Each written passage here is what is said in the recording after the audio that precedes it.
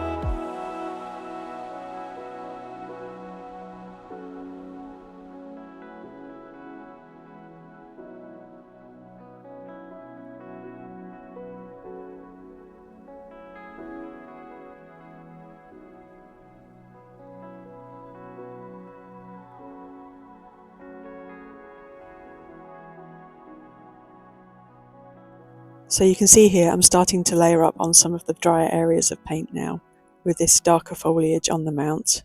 I left a few white areas of the paper showing through, partly so that my different colours didn't run into each other too much, and partly because a bit of white left looks nice, I think.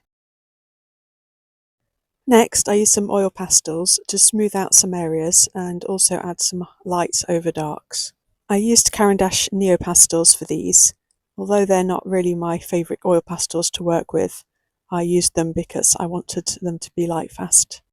I'm currently conducting my own light fast test on Paul Rubens' higher oil pastels, which I really enjoy using, and I'm 6 months into that so far. I'll do an update video on how those are doing soon, as well as the other mixed media that I tested. Back to the picture, I also used some Prismacolour NuPastels, which are quite hard, soft pastels. You can see I'm kind of smudging them onto the castle on the mount now. And I also used some Caran Luminance coloured pencils for smaller details, like the windows on the castle and tree branches.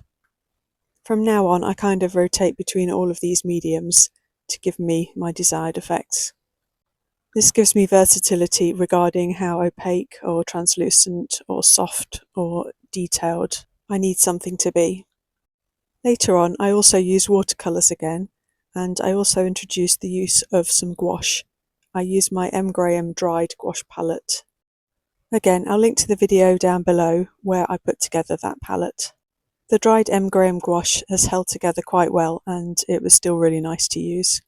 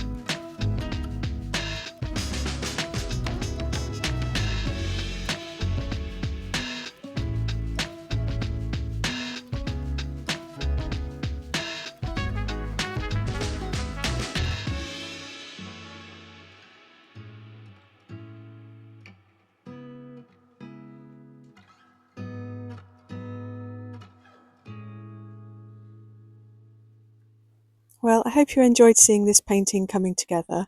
I really enjoy being able to use different mediums together and use each to their best strengths. I hope this painting's enjoyed in its new home in America. Thanks ever so much for watching. Bye!